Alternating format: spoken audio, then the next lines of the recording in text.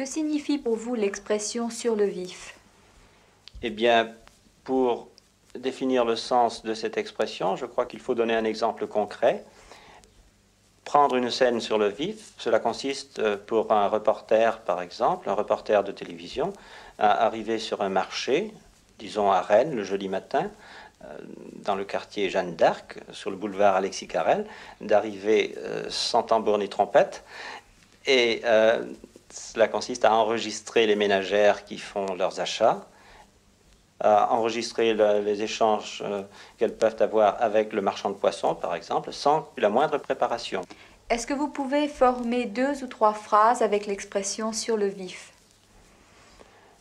Eh bien, quand on lit une scène dans un roman qui paraît particulièrement réaliste et qui paraît rapporter les événements tels qu'ils se déroulent dans la réalité, on dira, en commentant ce passage, c'est une scène prise sur le vif.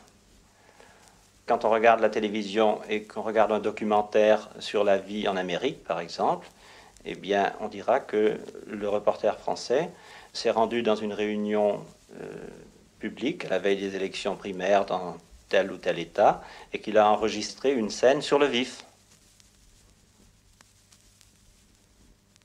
Martine, que signifie pour toi l'expression sur le vif?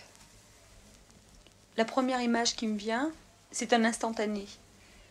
C'est-à-dire que c'est une portion, c'est la portion d'une action, c'est un morceau de vie que l'on a saisi, soit en photo ou soit qu'on a noté.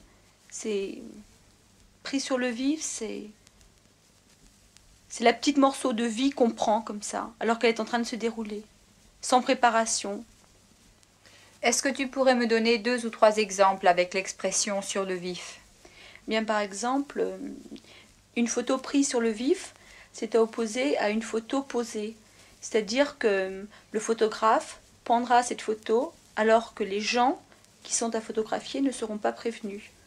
Contrairement à une photographie pour laquelle le photographe demande aux personnes de poser et de s'installer d'une certaine manière. C'est quelque chose qui est pris à l'improviste, sur le vif, je crois. Est-ce que la marée noire n'a pas fait beaucoup de dégâts? La marée noire a fait énormément de dégâts au point de vue oiseaux. Ça a été vraiment une catastrophe pour la région à ce point de vue-là. Évidemment, depuis, on a essayé d'élever quelques couples, mais nous ne reviendrons pas, je crois, à ce que nous étions autrefois au point de vue oiseaux. Je ne pense pas. Comment a commencé la marée noire?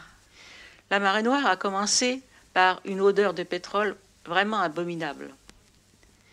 Les journaux et la TSF nous disaient encore que nous n'aurions pas de pétrole, n'aurions pas de mazout, et déjà nous sentions ici le pétrole arriver. C'était une odeur telle qu'elle imbibait véritablement tout ce que nous mangions, tout ce que nous buvions. Et même la nuit, elle nous réveillait. Vous êtes à combien de mètres de la mer? Nous sommes à 100 mètres, à vol d'oiseau. Et puis ensuite, nous avons vu arriver la marée noire, ce que nous appelons la marée noire, des plaques qui sont venues se coller sur les rochers, se coller sur le sable. Ensuite, les cadavres d'oiseaux sont arrivés, c'était affreux. Est-ce que les plages sont redevenues propres? Ah oui, ici les plages sont redevenues propres, assez vite d'ailleurs, parce que une algue spéciale s'est développée à l'endroit où il y avait eu du mazout. Et que faisait cette algue? Et cette algue mangeait les résidus de mazout au fur et à mesure. Si bien que les plages ici sont devenues propres.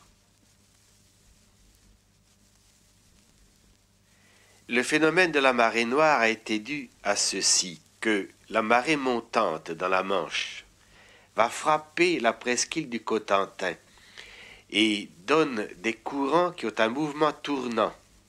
Et les courants tournants arrivent nécessairement sur les côtes de Bretagne. Si bien que s'il y a une épave quelconque de pétroliers dans la Manche, le pétrole nous arrivera à un moment ou à un autre. Nous en sommes sûrs. De même qu'autrefois, les épaves venaient sur notre côte, étaient ramassées par les gens. Et nous le savons. Et les marins le savent très bien. Ici également, dans la baie de Perros, nous avons le même mouvement à une échelle réduite. La marée montante fait que la marée tourne dans la baie, tourne dans le sens des aiguilles d'une montre, exactement de la même façon, et nous amène par conséquent tout dégazage des pétroliers dans la haute mer. Est-ce qu'il n'y a pas une loi internationale qui interdit ce dégazage des bateaux? Pour l'instant, non. Pas suffisante. Et il faudrait que tout dégazage soit absolument interdit, dans la Manche même, pour que cela ne nous arrive pas. Mais évidemment, cela gêne de grands intérêts pétroliers, en particulier le port du Havre. Le port du Havre, pour nous, c'est une calamité, vous savez, parce que ça empêche le port de Brest de se développer, et puis ensuite, ça pollue nos côtes.